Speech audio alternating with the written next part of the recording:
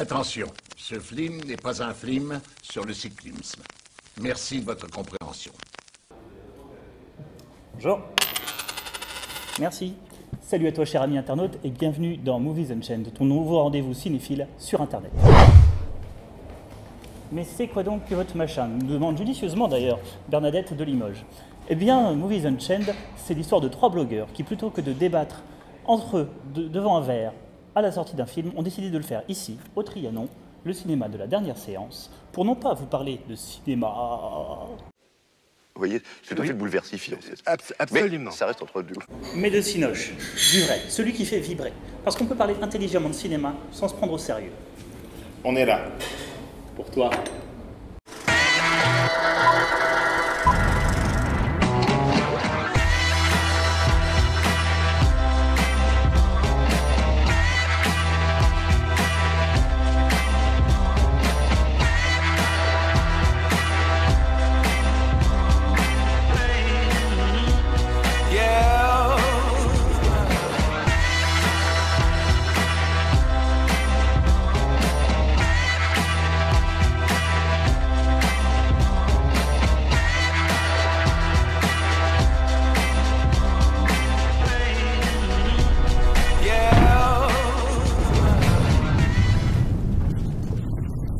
Alors on va faire simple et efficace. Le cinéma, c'est cher et vous n'avez pas beaucoup de temps. Alors on va se concentrer sur les immanquables de ce mois d'octobre. Et on va commencer tout de suite par ça.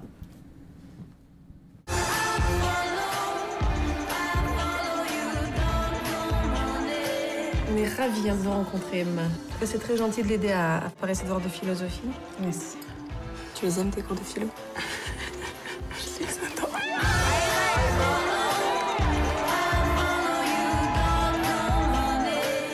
Ça va pas? Tu dis que t'avais honte d'être avec une fille. Non, j'avais pas honte, c'est juste que Ça fait combien de temps que tu me prends pour une conne? je te prends pas pour une conne, je t'ai jamais prise pour une conne. Dégage ici. Tu dégages. Sors de ma vie. Pourquoi tu mens? Je mens pas. Alors pourquoi tu pleures? Je pleure pas. Et voilà, oui, la vie d'Adèle, qui a donc eu la Palme d'Or cette année à Cannes et qui a fait l'unanimité pour une fois à Cannes. Qu'est-ce que tu en as pensé, Fred? Eh bien, La vie d'Adèle, c'est déjà, comme tu l'as dit, la Palme d'Or du dernier festival de Cannes. C'est surtout un film immense, un film d'amour merveilleux, un shoot émotionnel et ascensionnel, avec 2 comédiennes absolument sublimes. Adèle Exarchopoulos, un petit peu difficile à dire, et Léa Seydoux. Vraiment, pour moi, un immense coup de cœur, un film splendide. 2h30 quand même. 3 heures. C'est un film qui dure 3 heures. 3 heures. Et bien, on les voit pas passer. Ouais. Ouais, non, franchement, c'est subtil. Ça. Il y a c'est beau, beau comme peut être l'amour, fort, tragique. La vie passe dans le film. On a l'impression d'assister vraiment au déroulé d'une histoire d'amour, comme on pourrait la vivre soi-même. Après, que ce soit une histoire d'amour qui soit sur l'homosexualité féminine. C'est pas ça l'important. C'est pas le sujet du film. C'est une histoire d'amour. C'est voilà, l'amour avant point. tout, effectivement. Alors après, voilà, pareil, pour les scènes de sexe qui sont très très explicites et très longues, elles feront peut-être hurler les ligues de vertu, voilà. Mais franchement, ça démontre surtout que c'est un film en prise directe avec la vie et presque un film naturaliste et vraiment magnifique. Et ce sera interdit au moins de 12 ans. À 12 ans. Donc les enfants, à 14 ans, si vous voulez voir de la lesbienne sur grand écran, vous pouvez y aller avec papa et maman, vous avez le droit. Ce qui est un peu court. Hein. 12 ans, enfin, ouais, je trouve aussi, ça mériterait plus une interdiction moins de 16 ans parce que c'est vraiment explicite. 16 ans minimum, je dirais. Ah ouais, c'est vraiment très explicite. Mais l'émotion est là, c'est ça qui est important. Ah mais oui, c'est ça qui est important. C'est pas de la viande. Et je suis d'accord avec Fred quand il dit que l'homosexualité, c'est pas ça qui est... Pas du tout. C'est pas le sujet. C'est vraiment sur la passion. C'est ça. La découverte de la sexualité, c'est la rencontre, de la vie. C'est ça. Ouais. La rencontre entre 2 personnages, voilà, chacun avec son caractère, des caractères forts. Et Ouais. surtout, ça dure plusieurs années, donc ça c'est vraiment Ouais, intéressant et de c'est voir l'évolution. Ouais. Et la mise en scène de Keshish, elle est vraiment... Enfin, tout est fin, quoi. C'est fluide, il n'y a pas de lenteur. Pour un Alors film qu'il y a de eu 3 heures. 700 heures de rush. 700 heures de rush en tout. C'est ouf. C'est énorme, ça va nous faire un director's cut de folie. Il va nous Un faire pack Blu-ray. une série de films. Ouais, mais je suis d'accord, et moi j'étais le premier surpris parce que, a priori, c'est vraiment pas mon type de cinéma. Je me suis dit 3 heures d'une jeune fille en fleurs qui découvre qu'elle préfère les filles. Je vais me tirer une balle, je vais m'endormir. Et finalement. Non, ça marche très bien. Les 3 heures, on les voit pas passer. Ils m'ont collé encore 1 heure quand elle part au bout de la rue, et je me suis dit, non, je veux savoir où elle va. Exactement. Ouais, carrément. Exactement. On aura du coup probablement pas de Adèle chapitre 3 et 4. Hein. Vu ce qui se passe. Vu ce qui se passe en ce moment autour du film. Alors, plan marketing ou pas, ça c'est le mystère. Mais c'est pas le plus important non plus. Pas du tout le Ce plus qui est important, important, c'est le film. Exactement. Il faut aller le voir. Et essayer de pas se laisser influencer justement par toute cette polémique sur les scènes de sexe notamment. Il faut vraiment y aller en essayant. Nous, on l'a vu quand, on n'en avait pratiquement pas parlé, on savait pas ce qu'on allait voir. Exactement. Je pense que ça a joué aussi dans l'approche, dans le plaisir qu'on a pris à le regarder. Tout à fait. Là maintenant, on en a beaucoup parlé. Les gens vont forcément partir avec un a priori. Essayez de partir de façon neutre, en ayant un regard neutre sur le film. De faire abstraction de tout le tapage, parce que c'est vrai que ça saoule. Moi, le premier, dès qu'il y a un film où on en parle pendant des semaines et des semaines, ça saoule et finalement t'as pas envie de le voir. Et du coup, Titanic, je l'ai dû le voir 2 ans après parce que j'en avais marre qu'on me cassait les oreilles avec. Mais vraiment, faut aller le voir tout de suite. Celui-là, il est vraiment exceptionnel. Il est immanquable. Immanquable, voilà. Il est comme ça. Il est comme ça.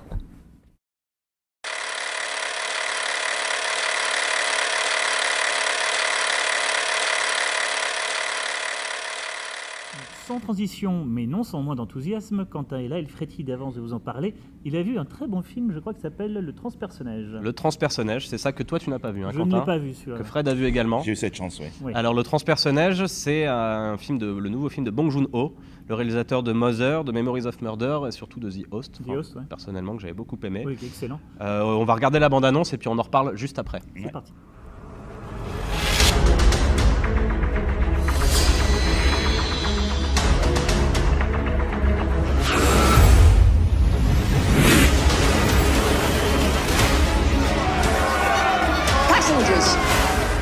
I belong to the front. You belong to the tail. Keep your place. Now isn't the time. Well, when is the time? Soon. Voilà pour les images du film. Comme on peut le voir, c'est un film assez sombre, assez étouffant, comme l'était la BD d'ailleurs de Jacques Loeb et Jean-Marc Rochette, qui a été adapté donc par Bong Joon-ho, dont le génie est toujours de réussir à mélanger les genres, de mêler l'intimité de scènes de personnages avec le grand spectacle, ce qu'il réussit à faire ici très bien d'ailleurs. Le travail, vraiment la première chose qui se voit, c'est le travail de mise en scène. Il arrive à faire impressionnant. La contrainte de l'espace, de tourner exclusivement dans des wagons qui font 4 mètres de large sur 50 mètres de long. C'est un huis clos au fond. C'est un peu, on pourrait un peu dire ça. En fait, il y a tellement de travail sur les décors. Ouais. Chaque wagon en fait est complètement différent du précédent. On fait vraiment une progression linéaire vers les wagons de tête. On a l'impression parfois d'ailleurs d'être dans un jeu vidéo où à chaque fois qu'on passe un niveau, on arrive au suivant avec un décor complètement différent. On part du niveau des secondes classes, donc où là il y a vraiment, même dans les costumes, dans le maquillage, c'est sale, les gens sont vêtus de haillons, sont tout minces, ils mangent une sorte de gelée pleine de protéines, on ne sait pas trop ce qu'il y a dedans, un truc noir. Il vaut mieux pas savoir ce qu'il y a dedans. On vaut mieux pas savoir ce qu'il y a dedans d'ailleurs. C'est vraiment de la survie d'ailleurs, plus que de la vraie vie. Et de l'autre côté, on a les premières classes qui vivent dans le luxe et le confort.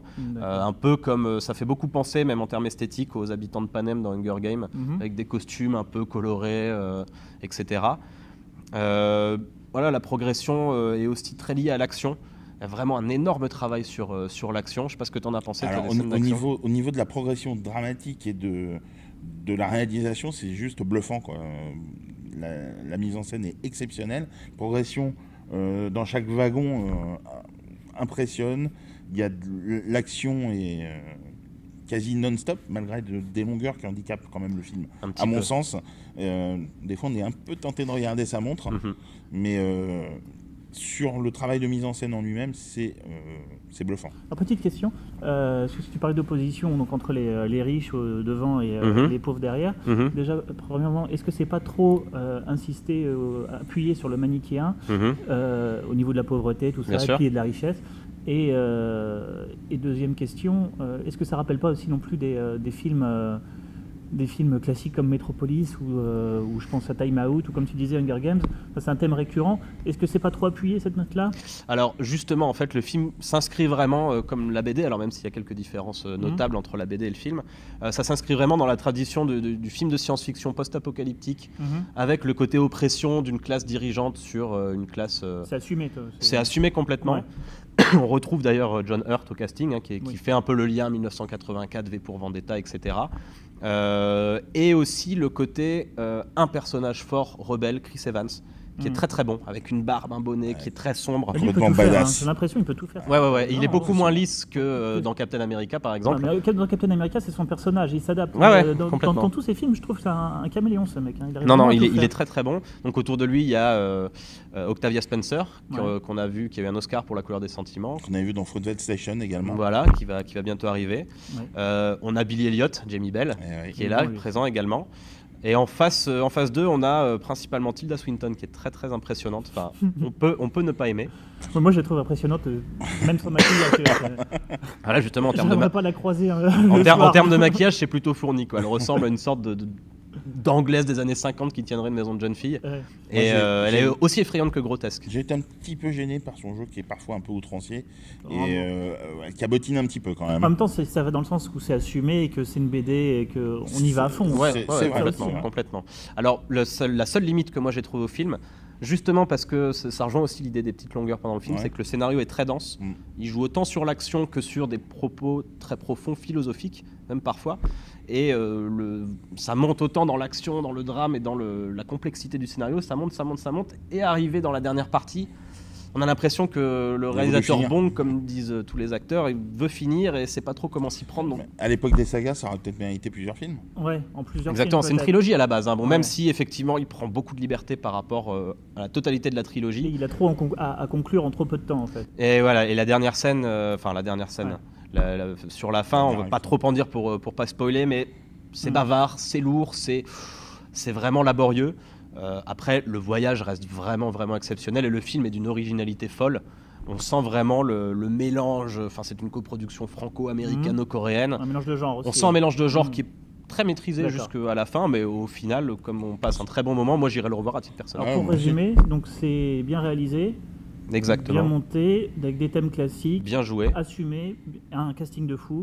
De très bonnes idées de mise en scène. Très bonnes idées de mise en scène. C'est immanquable. Donc c'est immanquable, encore une fois. C'est comme ça. Faut y aller.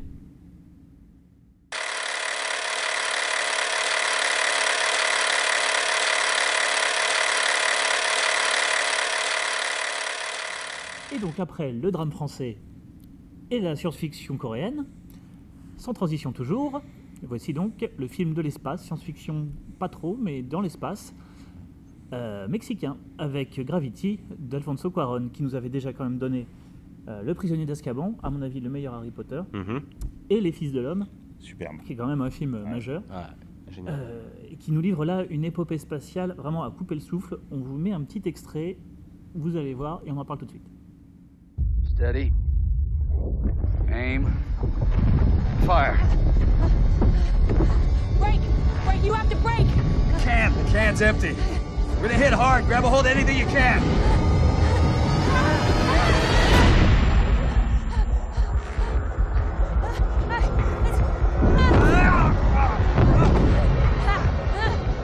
What do I do? What do I do?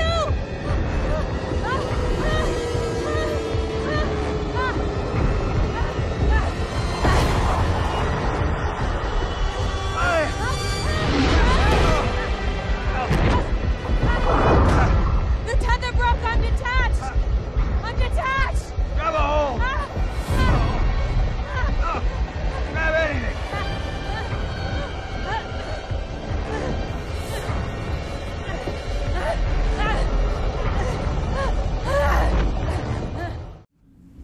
Voilà, une bande-annonce qui calme bien. Et pourtant, le script est très linéaire.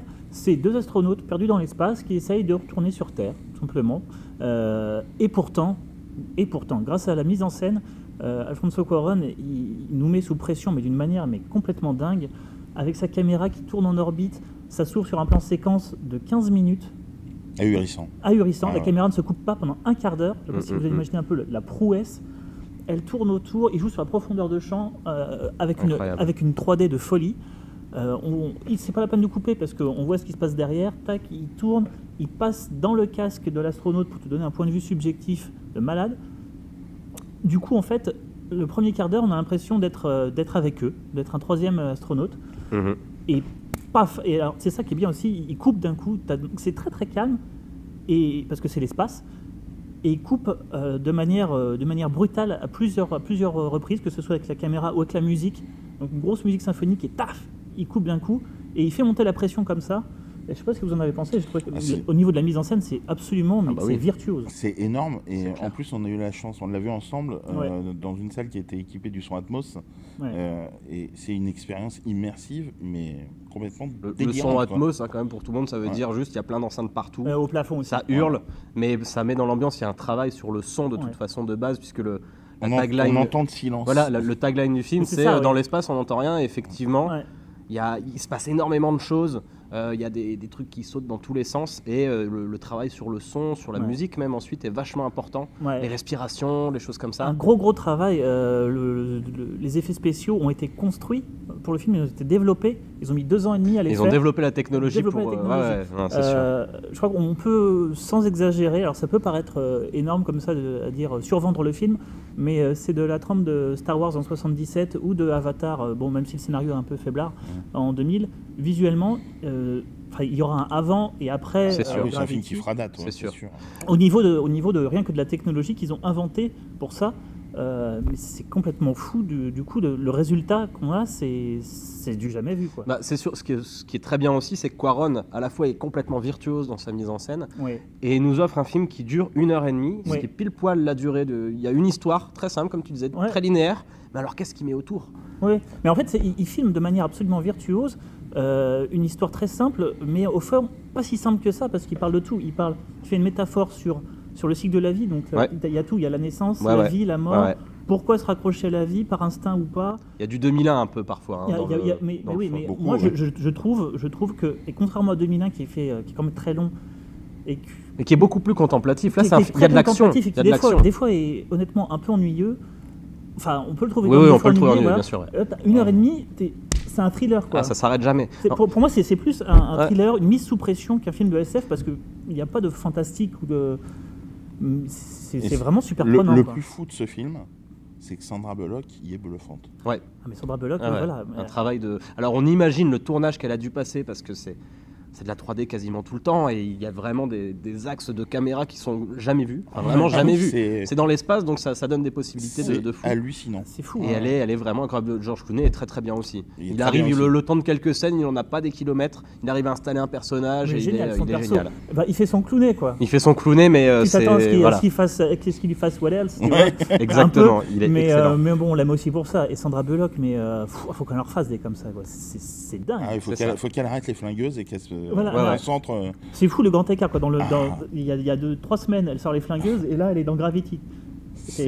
Sachant que le film, elle l'a tourné il y a 2-3 ans déjà. Donc c'est un hasard de planning, mais même avec le reste de sa filmographie, elle est incroyable. Enfin, on s'en rappellera juste pour ça. Elle est candidate à l'Oscar sans aucun problème. Le film, de toute façon, va tout techniquement. Techniquement, on peut pas aller au-dessus. On peut pas aller au-dessus.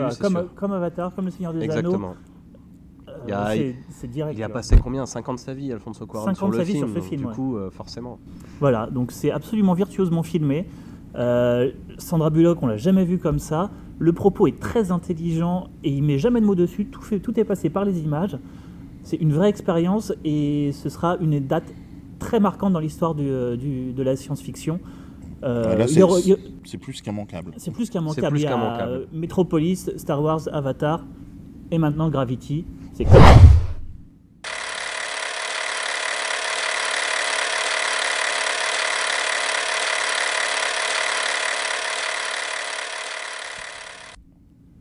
Voilà pour cette première émission de Movies Unchained. Donc ce sont les immanquables du mois d'octobre. Snowpiercer, La vie d'Adèle et Gravity. Salut mon Fredo. Ciao. Au mois prochain. Salut Quentin. Mais les gars, il y a ça aussi.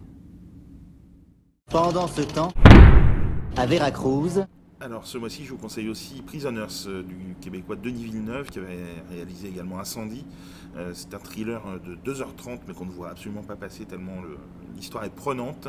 C'est avec Hugh Jackman et Jack Gyllenhaal, entre autres, qui sont absolument merveilleux, intenses. On trouve également Melissa Leo et Paul Dano dans des seconds rôles qui sont vraiment impressionnants.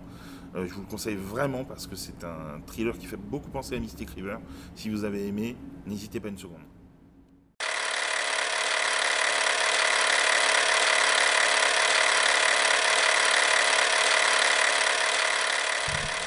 Alors ce mois-ci, je vous conseille aussi le nouveau film de Jean-Pierre Jeunet, L'extravagant voyage du jeune et prodigieux T.S. Pivette. Un film tourné aux États-Unis en anglais, magnifique, dans une 3D qui est tout sauf gadget, qui met vraiment en valeur les paysages sublimes que filme Jeunet. On se demande d'ailleurs pourquoi le réalisateur n'a jamais fait des films destinés aux enfants, comme c'est le cas ici. Donc c'est un film qui est touchant, avec des acteurs excellents, dont une Helena Bonham Carter, qu'on avait rarement vue aussi juste. Je vous le conseille, il sort le 16 octobre en France, allez le voir, c'est vraiment très bien, surtout si vous avez des enfants.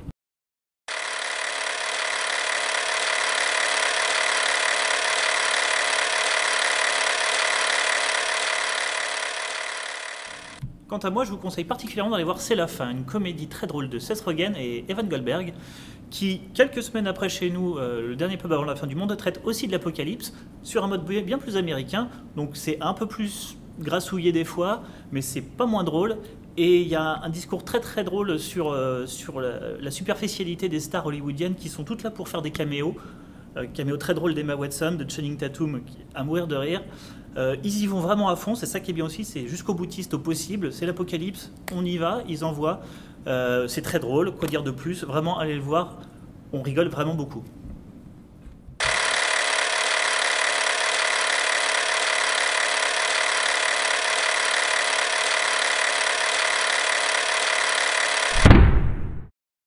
Alors ce mois-ci, c'est également l'occasion, le 23 octobre, de la sortie en Blu-ray, pour la première fois, de la génialissime série anglaise Amicalement Vôtre, avec Roger Moore et Tony Curtis, Lord Brett Sinclair et Danny Wilde. C'est un événement à plus d'un titre, car déjà la série n'avait jamais été éditée en haute définition, et également on va y trouver vraiment plein de bonus, dont un documentaire de 60 minutes de Morning After, l'épisode du Saint le Roi, qui est considéré comme le pilote d'Amicalement Vôtre, la rencontre entre Tony Curtis et sa voix française Michel Roux, enfin plein de choses qui font que c'était vraiment un incontournable à se procurer de toute urgence chez TF1 Vidéo à partir du 23 octobre. C'était très bien mon Fredo, on y va ? Allez, c'est parti. Allez.